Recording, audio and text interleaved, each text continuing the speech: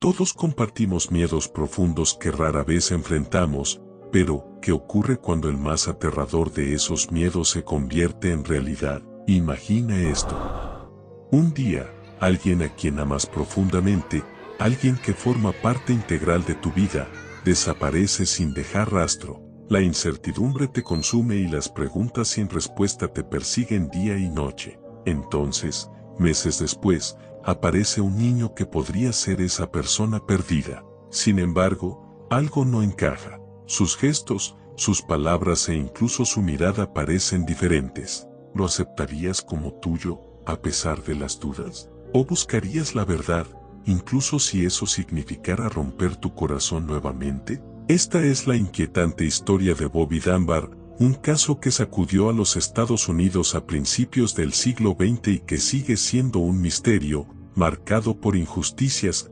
prejuicios y el devastador poder del dolor humano.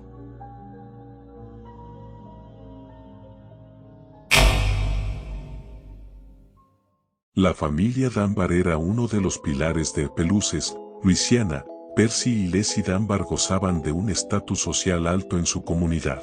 Percy dirigía un negocio de seguros que les daba una estabilidad económica envidiable, mientras que Leslie era conocida por su dedicación a sus hijos y su participación en actividades sociales. Juntos tenían 2 hijos, Bobby, de 4 años, y su hermano menor, Alonso. Su vida representaba el ideal de la época: estabilidad económica, una familia unida y una posición destacada en la sociedad.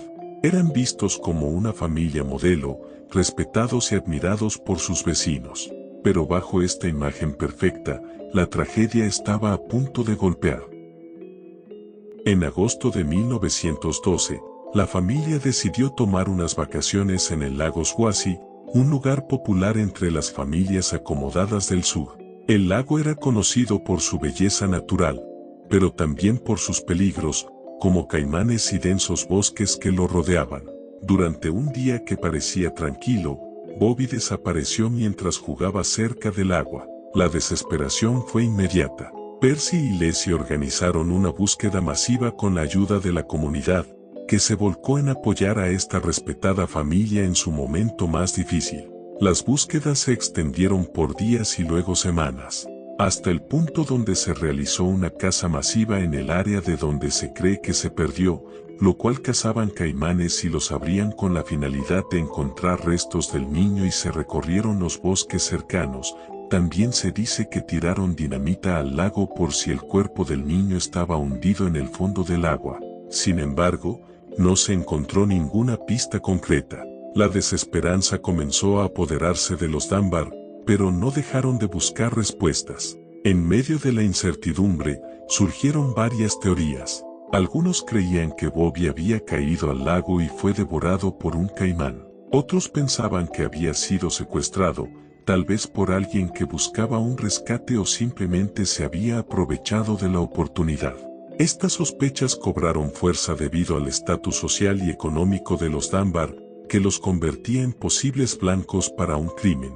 Pasaron 8 meses de silencio y angustia hasta que, en abril de 1913, surgió una pista a 640 kilómetros de distancia, en Columbia, Mississippi. Un trabajador itinerante llamado William Cantwell Walters fue visto viajando con un niño que coincidía con la descripción de Bobby. Walters era un hombre humilde que reparaba órganos y pianos mientras viajaba por el sur de Estados Unidos. Según su versión, el niño no era Bobby Dunbar, sino Bruce Anderson, el hijo ilegítimo de Julia Anderson, una mujer que le había confiado temporalmente al niño debido a sus problemas económicos. Julia Anderson provenía de un entorno completamente diferente al de los Dunbar. Era una mujer trabajadora y luchadora, pero ser madre soltera en esa época la convertía en objeto de estigma y prejuicio. Trabajaba como empleada doméstica en Carolina del Norte, ganando lo justo para sobrevivir. Julia había confiado en Walters, un amigo de la familia, para que cuidara a Bruce mientras ella buscaba un empleo más estable. Walters aseguró que no había hecho nada malo y que Julia sabía exactamente dónde estaba su hijo. Cuando Walters fue arrestado bajo sospecha de secuestro, Las autoridades llevaron al niño a Peluces para que los Dunbar lo identificaran. Fue aquí donde comenzó uno de los capítulos más polémicos del caso. Cuando Leslie vio al niño por primera vez, no lo reconoció de inmediato. Según algunos informes, el niño lloró y trató de alejarse, aumentando las dudas sobre su identidad. Sin embargo, al examinarlo más de cerca, Leslie encontró marcas y cicatrices que coincidían con las de Bobby, como una en el pie izquierdo. Convencida, afirmó que el niño era su hijo perdido. La comunidad, ansiosa por un final feliz, celebró el regreso de Bobby con desfiles, misas y titulares en los periódicos locales. Pero la historia estaba lejos de terminar. Julia Anderson viajó hasta Luisiana para reclamar al niño como su hijo Bruce. Cuando llegó, ya enfrentaba un juicio social. Su condición de madre soltera, su apariencia humilde y su falta de conexiones influyentes jugaron en su contra. Aunque al principio dudó al ver al niño, después de pasar tiempo con él aseguró que era su hijo Bruce. Sin embargo, los tribunales no le dieron la razón. El niño permaneció con los Dunbar, mientras Julia regresaba a su hogar devastada. El juicio contra William Walters, acusado de secuestro, se convirtió en un espectáculo mediático. Walters presentó pruebas de que el niño era Bruce Anderson, incluidas cartas de Julia y testimonios de personas que lo conocían. A pesar de esto, fue declarado culpable y sentenciado a cadena perpetua. Nunca cumplió toda su condena debido a irregularidades en el proceso judicial.